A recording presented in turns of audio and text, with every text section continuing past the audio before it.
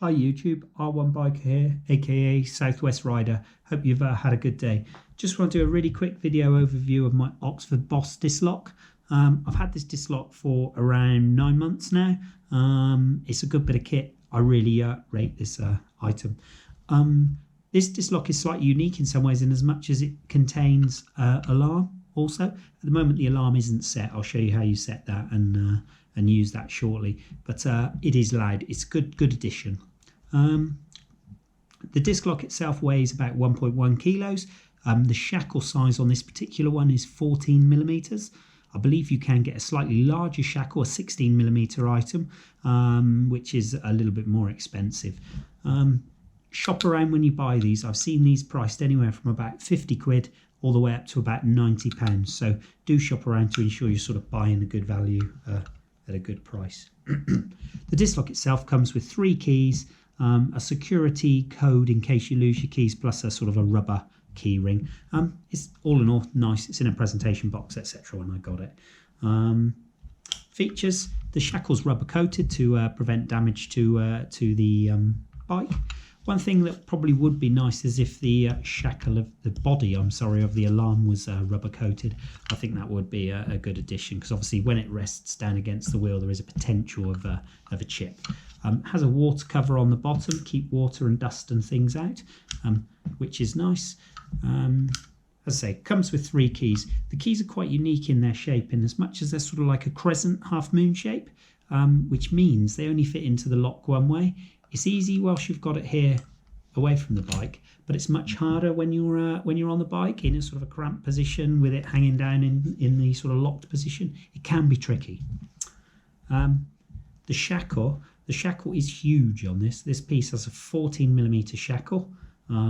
Certainly takes some cutting through, and as you see there, you've got some sort of cutout for ball bearings, which is the locking mechanism. When it locks into the body, it's fairly rigid in there. It doesn't feel like it'll come out. It would certainly take some force to move it. You can use it in one of 2 ways. So you can either use it with the alarm on or the alarm off. And basically it's dead simple to switch the alarm on. It just depends on which way you put the shackle in. So as you see here, you've got a red mark here and you've got a red tab on the end of the shackle. If you put the alarm in that way, so the red side away from the red mark, the alarm isn't set. However, if you put it in that way, the alarm is set. And as you can hear, the alarm is quite loud. I'll take it out so it doesn't go off. One little negative on that point though is basically as soon as you've inserted it, the alarm is set. So basically as the disc lock drops into its correct position, the alarm can go off. That's fine. This obviously shows that it's really secure, but it is a bit of a pain at 10 o'clock at night. The disc lock is really high quality. It really feels that it would take some moving. To show you, kind of put into perspective, really show you some perspective of its size, I'll show you that there. This is a cheap disc lock that I've got. It's a Gear Gremlin one. Nothing wrong with a Gear Gremlin product. They make some good value products.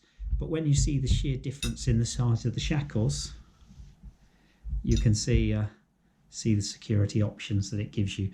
In terms of mounting, I think you'll struggle to mount the Oxford Boss through a rear disc. I've never had a problem in getting it through a front disc, but I've had problems in mounting it through the rear disc. But it does work really well when mounted through the rear sprocket, so I think that would make it pretty secure. You could also mount it through a bodywork point on the bike and then lock it. You could sort of thread a chain link through it and then chain it to something else. So it gives you good mounting options. Overall, my thoughts on the alarm is, yeah, I'd really recommend it to anyone. I think bike security is a must these days with high value sports bikes and high value bikes in general. I think the thefts are getting out of control, so anything you can do to reduce them would be a good precaution.